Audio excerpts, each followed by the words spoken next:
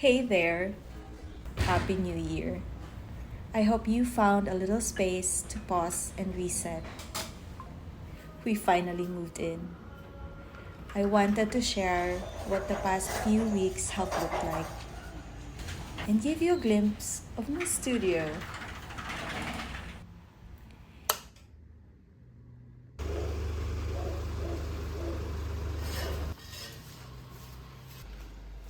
It's been a month full of boxes and packaging tape,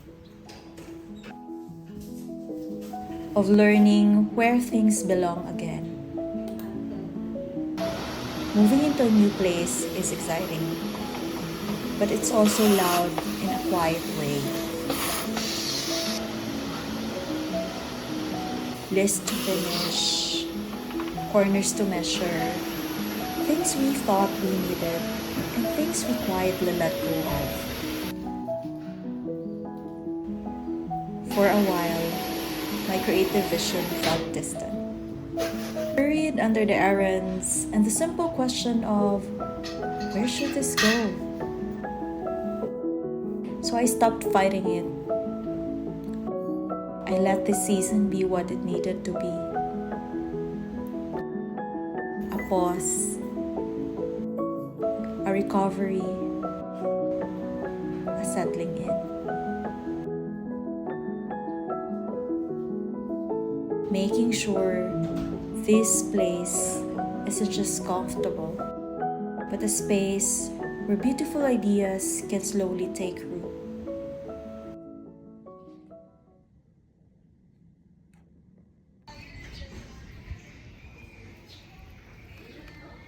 My mom came over to help us, and honestly, I couldn't have done this without her.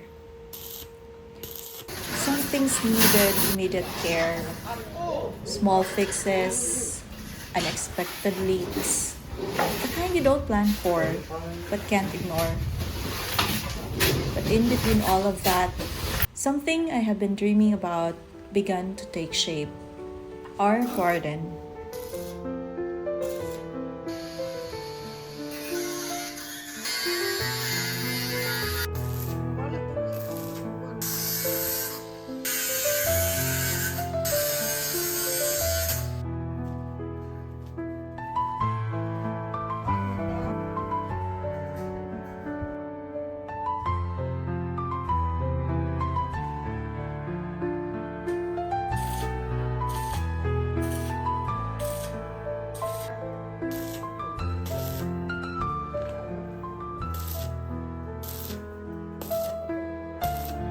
I have endless ideas, but not always the strength to build everything on my own.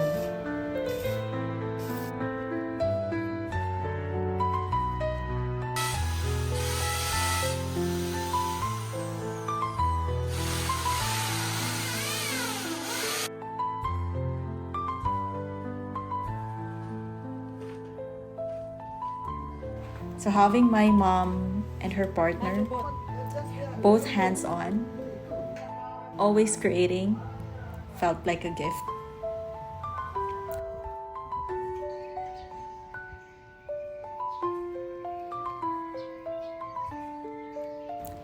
There are materials to order, a vertical garden to assemble, plant boxes to put together.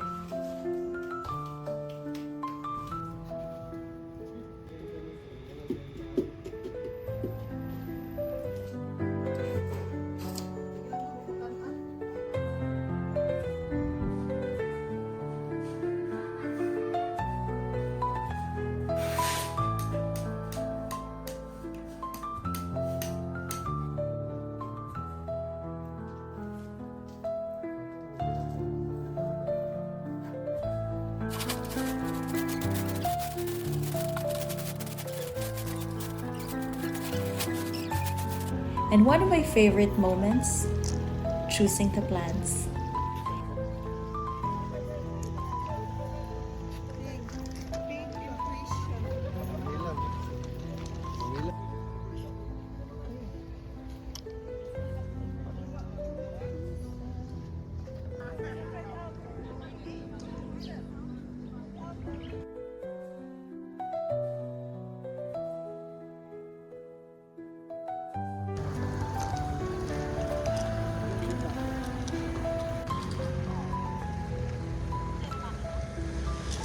imagining how they'll grow with us here.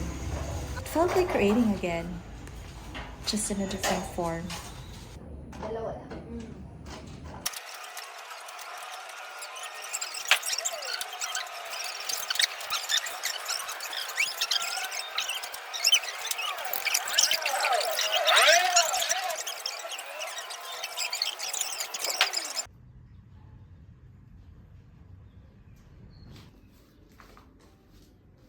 I haven't picked up my brush yet, but this is my studio.